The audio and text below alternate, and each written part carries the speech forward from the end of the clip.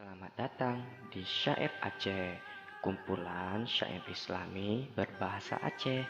Jangan lupa terus mendukung channel ini ya, dengan cara menekan tombol subscribe.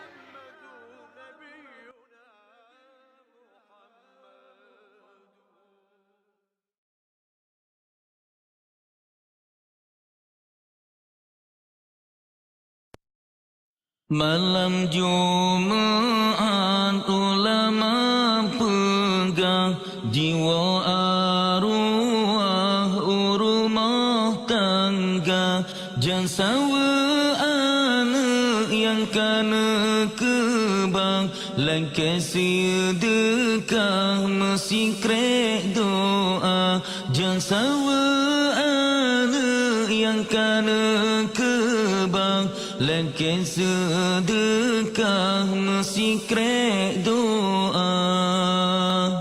Gedang bapinto jaro melayang, arwah masanyan gero imata, geingat anak mantong di alam, yu tulung gomnyan mesti krek doa. Geingat anak mantang di alam, yu tulung gomnyan mesti krek doa.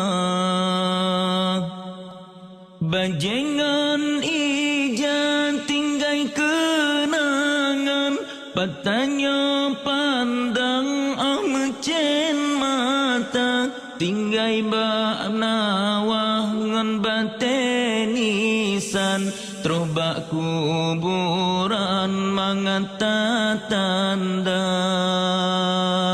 Makanan mangatan lene pesan, tan lene sayang rumah yang raya, yang nana harap ni bak masanyan, doa bak Tuhan ngan hati ridha, yang nana harap ni bak masanyan, doa bak Tuhan ngan hati ridha. Urang yang tan le lembuh tamsilan, ibarat karam lam laut raya, meapong-apong dalam gelombang, sebab laut nyan bintih jihana. Tanyo yang tinggai tak cita bayang, ke urang yang ke dalam kurang dah, gentanyo mangata batilam, tapi digomnyan lam sepot buta, gentanyo mangata batilam, tapi digomnyan lam sepot buta.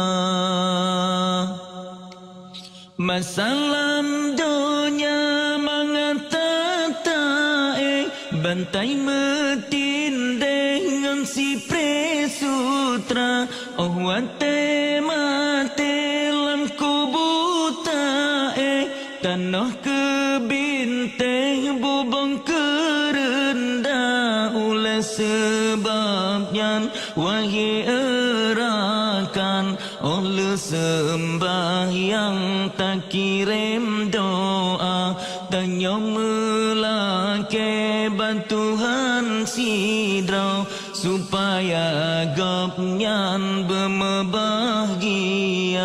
Malam Jumat ulama pegang jiwa arwah rumah tangga, jangan sawa anak yang kana kebang, langkah sedekah mesti krek doa, jangan sawa anak yang kana kebang, langkah sedekah mesti krek doa.